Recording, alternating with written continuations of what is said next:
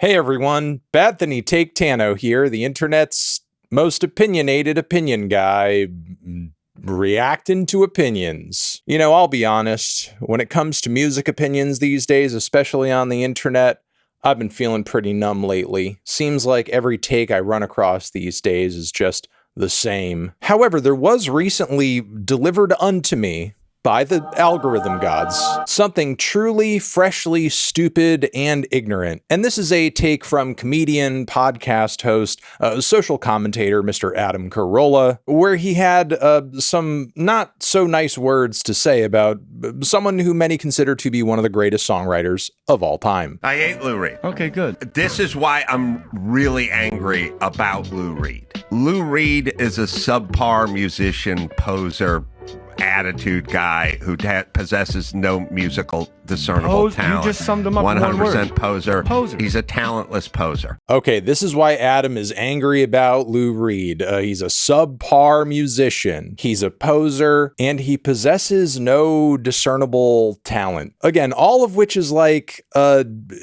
confusing to me, but I mean, I guess I understand where Adam or this type of comedic riffing is coming from. It comes from a place where it's only funny when you have a complete and utter lack of knowledge of the thing that you're talking about. And unfortunately, as popular as Lou Reed is, like, you've really got to be tuned into his career and his trajectory and the Velvet Underground in order to actually understand where he's coming from artistically and creatively. And if you only have a surface level understanding of all of that, I get how you could come away thinking like, oh, this is just like some pretentious art bullshit. Again, no musical discernible talent, despite the fact that prior to Lou Reed's solo career, prior to the Velvet Underground, like he was a working songwriter as well as a session musician. I mean, that's not like really a gig that you tend to get if, musically speaking, you're totally garbage and you have no discernible talent. Now, yes, it is true that a lot of Lou Reed songs, and especially like,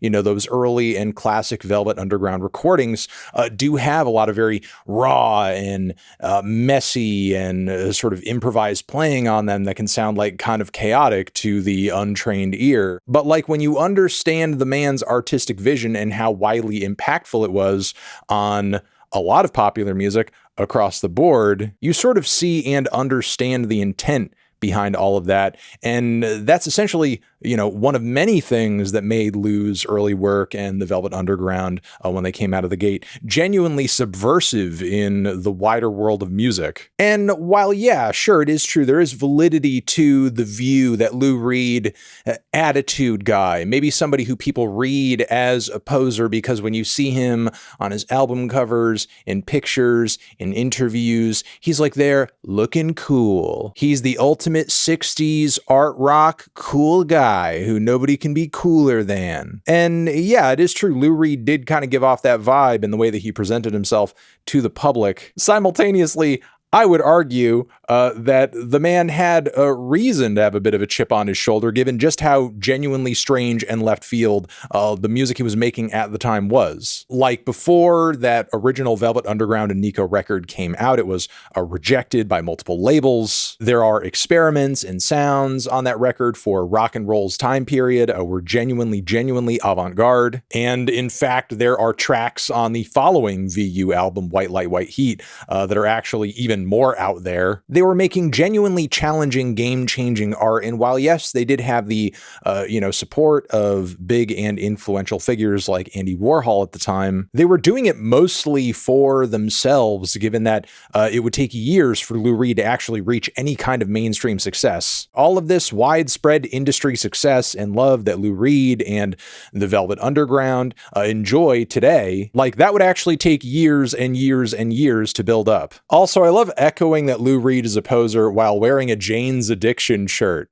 If you talk to anybody from Rolling Stone magazine. They love Lou Reed. Every music critic has to mention Lou Reed. If you ask them who your favorites are, it's Lou Reed, blah, blah, blah, Lou Reed Radiohead. Transformer, top 20. I mean, first off, while it is true that Rolling Stone has spilled a lot of ink praising the music of Lou Reed, the magazine isn't exactly like, I don't know, blindly in love with everything he's ever done. And on top of it, yes, Lou Reed does have a lot of critical acclaim, but I feel like Adam is kind of misunderstanding like the cycle here and the way the music discourse kind of like it works, the way it flows. Like, it's the music critic's job, yes, to praise and be critical of the things that we are talking about, but simultaneously on top of that, it's also vital to contextualize the things that we are talking about. Lou Reed often gets mentioned in reviews, in top 10 lists, because his songs and his ideas and his creativity are essentially the lifeblood for a lot of albums that drop even today. There's still loads of punk records and avant-garde records and singer-songwriter records and indie records that are just oozing with Lou Reed influence. This isn't just some paradigm that was forced after the fact with decades and decades of critics just shoving Lou Reed down the throats of music fans and musicians until it finally took. Lou Reed was in fact beloved by his contemporaries, Brian Eno, who's one of the greatest minds in music. I don't know, Metallica, who were willing to put their entire career and public perception on the line to collaborate with this man and make what pretty much all their fans think is their worst record. So like the praise that you see for Lou Reed isn't just like some kind of irrational dogma that critics are sort of like forcing people into. Oh, if you say you don't like Lou Reed in the Rolling Stone office, they fire you. Oh no. If you walked in to Rolling Stone magazine's office and go, I don't really like Lou Reed, you'd be fired. You'd be fired. There's two bands that they cannot say anything. Yeah. Well, Radiohead, they cannot say anything bad about. Lou Reed, they have to worship at the altar of Lou Reed and the Beastie Boys. I like how for Adam, this is also like become an anti-Beastie Boys agenda too. What does Adam have against the Beastie Boys? They're one of the least pretentious music groups out there. They just make fun, crazy music. Something you would think someone of Adam's intelligence level could grasp, but maybe the guy doesn't like fun either. He hates artists who are cool and have an attitude and are, a little reserved, and he hates artists who are having fun. Got it. And I'm like, they both suck. And they're like, what? All of them, universally. And I'm like, first off, you don't even like Lou Reed. And then I tell these people, bring in a good Lou Reed song. Okay, bring in a good Lou Reed song. For one, I know Adam knows Sweet Jane. Apparently he's acknowledged on the internet that he enjoys that song. Okay, Sweet Jane, Walk on the Wild Side, Perfect Day, Pale Blue Eyes, Sunday Morning, Waiting for the Man, Who Loves the Sun, I'll Be Your Mirror is one of the greatest love songs of all time, Candy Says. And look, a lot of these tracks are just the tip of the iceberg of Lou's catalog, and they're honestly some of his most just kind of regular and broadly enjoyable songs. Like, obviously, if I were talking to Adam, I'm not going to say to this guy like, oh yeah, one of the greatest songs of all time is Sister Ray. But like any normal man with working ears should be able to hear the song Pale Blue Eyes and be like, yeah, that's a really pretty, endearing, beautiful, moving song. But instead of acknowledging that, he's just being a hater so that people pay attention to him. Because he actually lacks the talent and creativity that he feels like Lou Reed shouldn't be acting so cool about. What has Adam contributed to the creative meta outside of like The Man Show, a dog shit comedy program that even his former collaborator Jimmy Kimmel is too embarrassed to acknowledge most of the time. We also have Mr. Bircham, possibly the greatest animated show of all time. You bring in Walk on the Wild Side. Right, okay, that's one song from 46 years ago. Like, give me his catalog. Tell me how good Lou Reed. Give me another good Lou Reed song. They never can do it. They can't do it. Because he sucks, because he's talentless. He's a poser. I've never heard him described as a poser before. He's a poser, 100%. I've never heard him described as a poser before. Because you're talking to somebody dumb enough to say that. That's why. That's why you're hearing that for the first time. Such Poser. a poser. He made people think he's the anti-poser. And the opposite end of that is, I'd say, bring me a bad David Bowie song. If you walked into Rolling Stone magazine and you lined up every critic and you said, you have to pick one, you can't have both. Either Lou Reed was never born or David Bowie was never born. They'd go, ooh, that is vexing. Yeah, I mean, the most obvious answer to "ooh, that is vexing" is they're both highly influential musicians. There's so much in modern music you would be completely deleting were you to get rid of either of those two artists. But on top of it, what makes this dichotomy even more hilarious is David Bowie loved Lou Reed, collaborated with Lou multiple times, actually, produced the record that Walk on the Wild Side is off of, and was an early adopter of Lou Reed's stuff through the Velvet Underground before, the band and Lou had really gotten all that popular. So like at the time that David Bowie was collaborating and working with Lou, there was like, no commercial pressure like, oh, you got to work with this Lou Reed guy. He's just too big. He's too popular. He's too cool. You have to do something with him. Like he could have easily said, yeah, this guy is a pioneer and he's inspired me, but like, who cares? Like, I'm bigger than him at this point. I don't need to work with this fucker. But he did anyway because he's an actual musician with actual taste and actually is an appreciator of art and saw something in Lou Reed that apparently these guys can't because he knows what he's doing. It's like the one guy's a chain-smoking, poser, drug addict, fucking doofus who sucked, but you guys are all nerds and you want to suck his cock.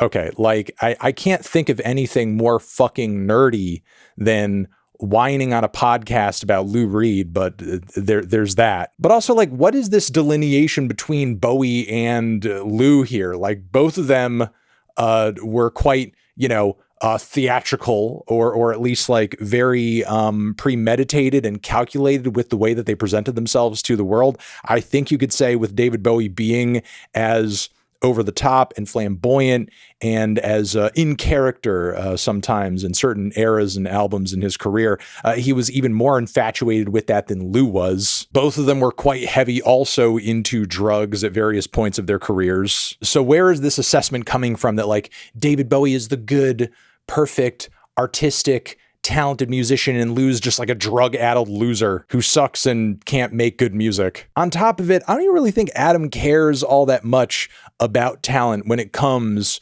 to his musical preferences. He did this interesting little KCRW guest DJ bit where he, gave a track list of songs, a short smorgasbord of cuts. But what's even more hilarious about this collection of songs and this interview that it accompanies is that it also comes with some Prince shade. He has a bunch of crappy songs that are super annoying from the 80s, and he's a pretentious douche.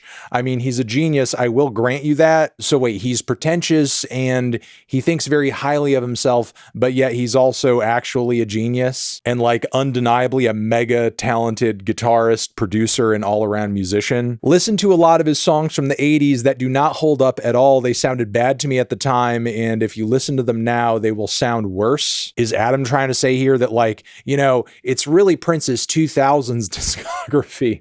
That's where the hidden gems are, the real underappreciated classics. Not that 80s stuff. That stuff is trash. Like, honestly, in that original fantastic run that Prince had through the 80s and 90s, I think like one of the only projects you really truly had to kind of be there for was like the Batman soundtrack. Pretty much everything else is straight fucking fire. Yeah, looking at this list, this is pretty funny because people act like I try to be different, when I think it's pretty clear here that Adam just gets something out of being loud and wrong. So yeah, I'm gonna leave it there. Adam Carolla. He should become a music critic. I'm sure he'd have great reviews. His takes would be incredible. Let me know what you guys think about all of this in the comments down below. I'm sure you will. Over here next to my head is another video that you can check out. Hit that up or the link to subscribe to the channel. Anthony Fantano, bad takes forever.